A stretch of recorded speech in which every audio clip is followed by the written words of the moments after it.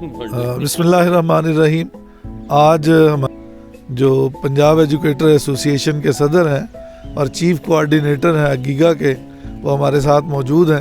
تو ہم ان کی موجودگی کا فائدہ اٹھاتے ہوئے ان سے موجودہ حالات کے بارے میں پوچھتے ہیں کہ اگیگا کا اگلا لاہ عمل جو ہے وہ کیا ہوگا. جو اب لیو انکیشمنٹ کا جو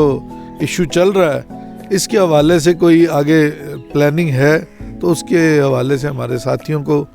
بھی آگاہ کریں، بتائیں کہ کیا ان کا پلان ہے اس طرح کرنے. جی بہت شکریہ.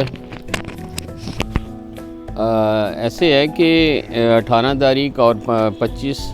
جنوری کا جو ہم نے اگیگا کے پلیٹ فارم سے احتجاج کی کال دی تھی، اسی یہ 18 جنوری کو ملک احمد صاحب نے اپنے آبائی علاقہ قصور میں بلایا اگیگا کی قیادت کو، اور ایک بار پھر انہوں نے ماضی کی طرح جس طریقے سے جولائی میں انہوں نے ہمیں بلا کر جو ہمارا ڈسپیرٹی کا ایشو تھا اور تنخواہوں میں جو ایشو تھا اس کو سالو کروایا. تو پھر انہوں نے وعدہ کیا کہ جو اگیگا کے پلیٹ فارم سے جس ایشو پر احتجاج لانچ کیا، تحریک جاری تھی، اور میں وعدہ کرتا ہوں کہ جیسے کوئی ریگولر گورنمنٹ آئے گی تو ہم اس کو پورا کریں گے. تو اگیگا کی قیادت نے اس کے بعد یہ 25 جنوری کا جو احتجاج ہے اس کو تو پوسٹ پون کر دیا ہے، لیکن اگیگا کی تمام قیادت جو ہے وہ اب آپس میں سر جوڑ کے بیٹھ گئی ہے کہ ہم اس طریقے سے ہم بیٹھیں گے نہیں ہیں کہ ریگولر گورنمنٹ کب آتی ہے، کس کی آتی ہے، اور کہ وہ کس طریقے سے اس معاملے کو پورا کرے گی. تو اب ہم ایک ایمرجنسی جو ہم نے میٹنگ کال کر لی ہے، اس میٹنگ میں اگیگا کی قیادت ایک بار پھر فیصلہ کرے گی کہ آنے والے الیکشن جو کہ قومی فریضہ ہے، وہ ہم نے ڈیوٹیاں جو ٹریننگ جو آج ہو رہی ہے الیکشن کی، وہ ہم لے رہے ہیں. اور ہم وقت کے حکمران سے یہ کہنا چاہتے ہیں کہ لیو اینڈ کیشمنٹ جو ہے کہ جب ایک آنے والے ملازمین کے لیے جس طریقے سے ایک سی پی فنڈ کا جو آرڈیننس جاری کیا، جو کہ وہ بھی ایک سراسر زیادتی ہے آنے والے ملازمین کے لیے. ہاں، اس طریقے کا جو طریقہ کار ہے، کوئی آرڈیننس، کوئی نوٹیفیکیشن جو ہیں کہ آنے والے ملازمین کے لیے آپ جو کچھ کرنا ہے کر لیجئے، لیکن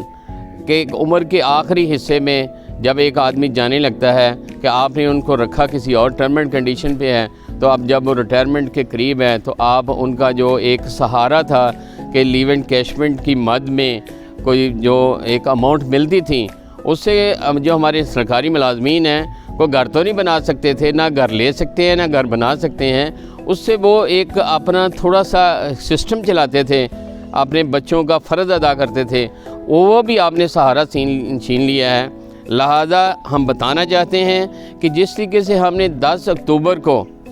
سے تحریک چلائی تھی اور ہم نے اپنے تعلیمی اداروں کو بند کیا، ہم سرکاری اداروں کو بند کیا، اور ہم اپنے اس کاز کی خاطر ہم مخلص ہیں. ہم کسی بھی صورت ہمارے ساتھ وعدہ کیا گیا اور وعدہ بے وفائی کی گئی، اور اس میں حکومت کی طرف سے کسی قسم کی کوئی سنجیدگی نہیں دکھائی گئی. تو نگران گورنمنٹ سے ہم ایک بار پھر کہنا چاہتے ہیں کہ ہمارے اس ایشو پر سنجیدگی دکھائی جائے، اور اگر نہ دکھائی گئی تو پھر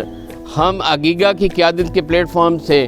ہم مجبور ہو جائیں گے کہ ہم اپنے سرکاری ملازمین کو کہ آنے والے الیکشن کا بائیکاٹ کریں، اور اس کے بعد اساتذہ جو ہے یہ بھی ممکن ہے کہ ہم پھر امتحان کا بھی بائیکاٹ کرنے جائیں، کیونکہ ہمارا یہ جو ایشو ہے یہ 10,21,000 ملازمین نہیں ہیں، کم و بیش پاکستان کے 20 لاکھ ملازمین، پاکستان کے 20 لاکھ تمام ملازمین کا ہے. تو میری ریکویسٹ ہوگی ارباب اختیار سے کہ اس مسئلے کو سیریس لیا جائے، ادروائز پھر ہم مجبور ہو جائیں گے. ہم ریاست کے ساتھ جھگڑنا نہیں چاہتے، نہ ہم جھگڑ رہے ہیں، ہم اس کا حصہ ہے ریاستی مشینری کا، اور حصہ ہوتے ہوئے ہم بحیثیت سرکاری ملازم ہم اپنا رائٹ مانگ رہے ہیں، جو کہ رائٹ ہے،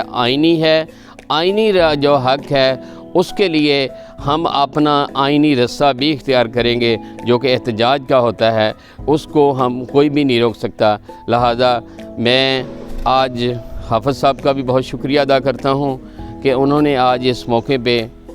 اس ایشو پر بات کرنے کا موقع دیا۔ تو میں اس امید کے ساتھ کہ اس جو ہماری اگیگا کی میٹنگ ہونے جا رہی ہے، ہم اس میں کوئی ایک ایسا ڈیٹ فائنل کریں گے تاکہ ہمارے ملازمین کے لیے ہم کچھ کر گزریں۔ بہت شکریہ۔